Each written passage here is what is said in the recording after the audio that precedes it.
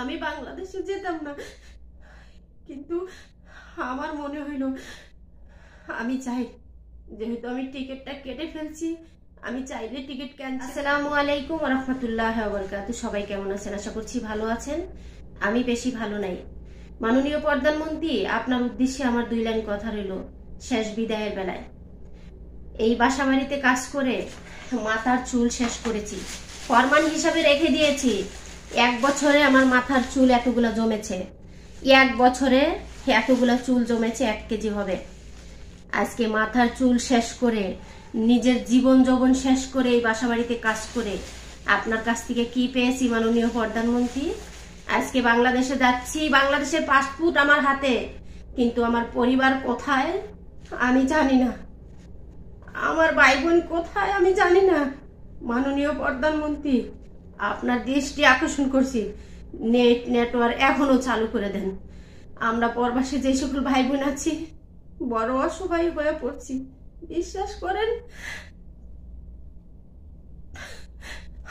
আমি একটা মেয়ে মানুষ, 18-19 বছর ধরে আমি প্রবাসে থাকি। আজকে আমার এই আনন্দের মুহূর্তটা আমার পরিবার জানতে পারতেছে না। আমার পরিবার কোথায় আছে আমি জানি না। আমি বাংলাদেশে যাওয়ার পরে কোথায় যাব আমি সেটুকু জানি না। আমার সিম বন্ধ, আমি ফোন দিতেও পারি না, একমাত্র ইমো মেসেঞ্জার ছাড়া। কিন্তু আপনি সেই দুর্বল জায়গায় আঘাত করেছেন মাননীয় প্রধানমন্ত্রী।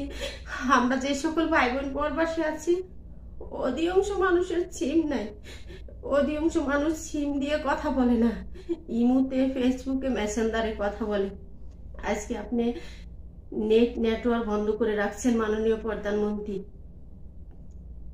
আপনাকে বাংলার প্রতিটা জাতি অভিশাপ দিছে।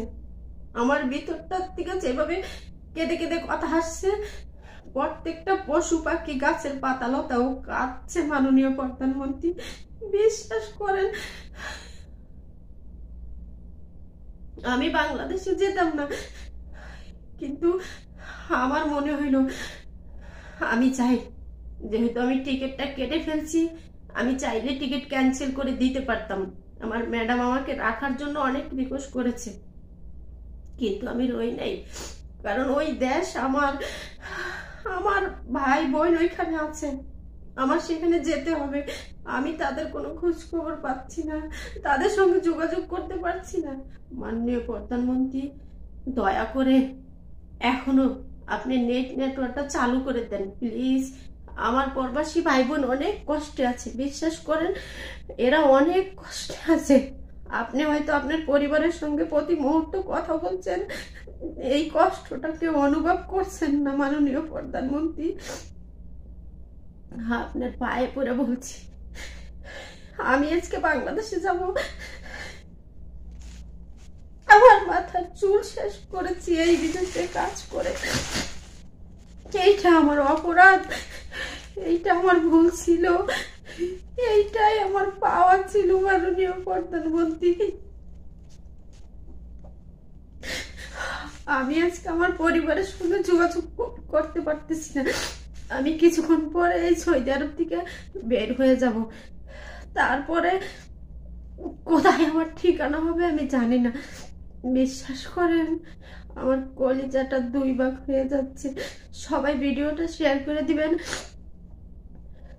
একটু দয়া করে শেয়ার করে দিবেন, কারণ আমি বাংলাদেশে যাচ্ছি, আমার পরিবার কোথায় আছে আমি আজ পর্যন্ত, আজকে 5 দিন 6 দিন হয়ে যায়, আমি খোঁজ খবর নিতে পারতেছি না, কারো সঙ্গে কথা বলতে পারতেছি না।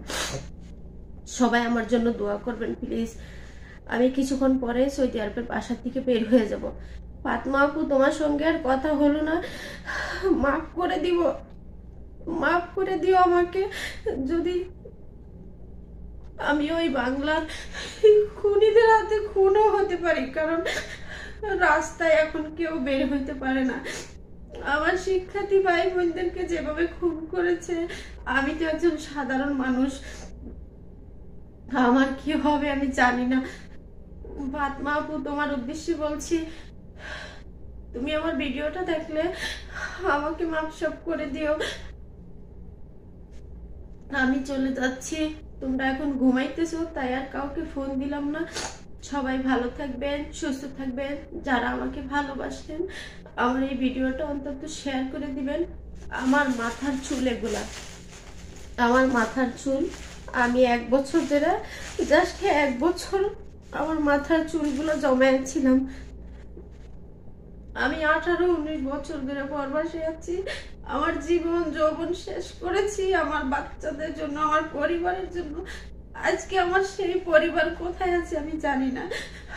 আমার সেই পরিবারকে আমি খুঁজে পাবো কিনা সেটাও জানি না। সবাই আমার জন্য দোয়া করবেন প্লিজ। আমি কিছুক্ষণ পরে চলে যাব। আল্লাহ হাফেজ, সবাই ভালো থাকবেন। আমার এই ভিডিওটা অন্তত সবাই শেয়ার করবেন। আমি জানি প্রত্যেকটা প্রবাসীর কলিজা আমার মতো ছিদ্র হয়ে যাচ্ছে।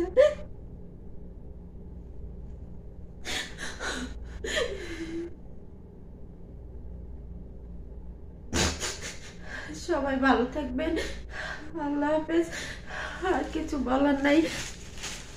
জাতির উদ্দেশ্যে একটা কথাই বলতে চাই, আপনারা প্রবাসী ভাই বোনদের প্রতি একটু নজর দেন। কত কিছুই তো করেন, আমরা এই প্রবাসীরা কতটা কষ্টে থাকি প্রতিটা মুহূর্ত। মানসিক রোগী হয়ে এই প্রবাসের মাটিতে থেকে দিনের পর দিন পয়সা ইনকাম করে আপনাদেরকে দেই। আর সেই জাতির সঙ্গে এত বড় বেইমানি, এত বড় মির্জাপুরি কেমনে পারলেন করতে? আপনারা কেমনে পারলেন? আজকে 5টা-6টা দিন পরিবারের সঙ্গে যোগাযোগ করতে পারতেছি না। পরিবার বেঁচে আছে না মরে গেছে তাও জানি না। সবাই ভালো থাকবেন, আল্লাহ হাফেজ। আমার জন্য দোয়া করবেন। এগুলো হলো আমার মাথার চুল। 1 বছরে আমি এই চুলগুলো জমায়েছি। যে এই 18-19 বছরে আমার মাথার থেকে কত চুল গিয়েছে এই বাসা বাড়িতে কাজ করে, বিদেশের পানিতে। কিন্তু এই খবর কি কেউ নিয়েছে একবারও? লক্ষ লক্ষ টাকা বাংলাদেশে ঠিকই পাঠিয়েছি। আজকে সেই দেশের মানুষের কাছ থেকে, সেই জাতির কাছ থেকে পেয়েছি পরিবারের সঙ্গে যোগাযোগ বিচ্ছিন্ন হয়ে গেছে। পরিবার কোথায় আছে জানি না। সবাই দোয়া করবেন। আমার এই চুলগুলো এখন ফেলে দিয়ে যাব। এখানে 1 কেজি চুলের বেশি হয়ে যাবে। এতগুলা চুল আমার জমছে দেখেন। আমার মাথার থেকে প্রচণ্ড চুল পড়া ধরছিল ইদারিং। তো আমি যাচ্ছি। আমার যেহেতু সমস্যা আপনারা সবাই জানেন, আমার কিডনিতে প্রবলেম। তো আমি চিকিৎসা করাবো। জানি না চিকিৎসার আগেই পৃথিবীর মায়া ত্যাগ করতে হয় নাকি সেটাও জানি না। সবাই দোয়া করবেন। এই যে দেখেন আমগো বাসার বুড়িটারে রাইখা চলে যাব। তো এখন হইলো সকালবেলা, বাড়িঘর পরিষ্কার করে রাইখা যাইতেছি। যাওয়ার দিনও কাজ করতে হয়, বুঝতে পারছেন? এটা হচ্ছে বিদেশ। ও হচ্ছে অনেক ভালো। আনা হেব্বে জিহান সাহ জিহান ইনতি থেব্বিনি ইনতি থেব্বিনি। ও হচ্ছে খুব মন খারাপ করে আছে। কালকা রাতের দিকেই আমি চলে যাবো। এই জন্য হচ্ছে কিন্তু দিনে ঘুমায়, আজকে ঘুমাইতেছে না। লেশমান এমতি ইলিয়ম জিহান জিহান কিডু কিডু কিডু কিডু লেশমান এমতি ইলিয়ম সব। দেখছেন ও আজকে ঘুমাইতেছে না। আমি যাবো সেটা দেখবো। তো যাইতে দেরি আছে, এখন বাজে সবাই 6টা। তো নেই মে জিহান নেই মে ইনতি মাদ্রাসা জিহান হাবিবতে। তো এখন হচ্ছে এই যে এখানে বাড়িঘর পরিষ্কার করতেছি। তো এই রুমটার থেকে আর আমার ভিডিও পাবেন না ইনশাআল্লাহ। বাংলাদেশে যাওয়ার পরে হয়তো পাবেন। সবাই আমার জন্য অনেক বেশি বেশি করে দোয়া করবেন। যদিও কষ্টে আছি, বিদায় বেলাটা অনেক কষ্টের, কারণ পরিবারের সঙ্গে কথা বলতে পারতেছি না। পরিবার কোথায় আছে জানি না, আমি কোথায় যাব সেটাও জানি না। সবাই আমার জন্য দোয়া করবেন প্লিজ, সকলে দোয়া করবেন। এখন একটু বাড়িটা ঘুরায় ঘুরায় আমার সঙ্গে ভিডিও করে নিয়ে যাই। এগুলো আমার কাছে স্মৃতি হিসাবে একদিন থেকে যাব ইনশাআল্লাহ। আমি এই যে এই বিশাল আকারের বাড়িতে আমি কাজ করতাম, তো চলে যাচ্ছি। ওদিকে লোক আছে। আজকে কেউ ঘুমাইতেছে না, সব জাগনা। যদিও ওরা, আপনারা সবাই জানেন, ওরা ঘুমায় দিনের বেলা। ঘুম থেকে ওঠে 3টা-4টা বাজে। আজকে সবাই জাগনা, আমি চলে যাব। সেই জন্য ওর বড় বোন কতক্ষণ জড়ায় ধরে কান্নাকাটি করে গেছে, কারণ ওদেরকে তো আর ভিডিওতে দেখানো যায় না। ও ছোট মানুষ, ওরে দেখানো যায়। এইদিকে লোক আছে, ওই সাইডে পুরুষ লোক, আমার কফিল আছে আর কি। তো সবাই আমার জন্য দোয়া করবেন প্লিজ। আর এখানে এদিকে আছে আমার ম্যাডামের রুম। এই যে এখানে আমার ম্যাডামও উঠে গেছে, টয়লেটে গেছে হাত মুখ ধুইতে। তো এই সুযোগে আমি একটু বাড়িটা ভিডিও করে নিলাম, যদিও আরও ওদিকে রুম আছে, ওইখানে আর যাবো না, ওইখানে পুরুষেরা আছে। তো সবাই আমার জন্য দোয়া করবেন, অনেক বেশি বেশি করে দোয়া করবেন। এই বাসার থেকে আর হয়তো কোনো দিন ভিডিও পাবেন না ইনশাআল্লাহ। আমার বাংলাদেশের আমার যা আছে গরিব মানুষ, সেগুলাই আপনাদের সঙ্গে শেয়ার করবো ইনশাআল্লাহ। তো সবাই আমার পাশে থাকবেন, আমার জন্য দোয়া করবেন। এই যে আমাদের বাসায় বুড়ি বসে আছে ওইখানে, সবাই ভালো থাকবেন। আল্লাহ হাফেজ।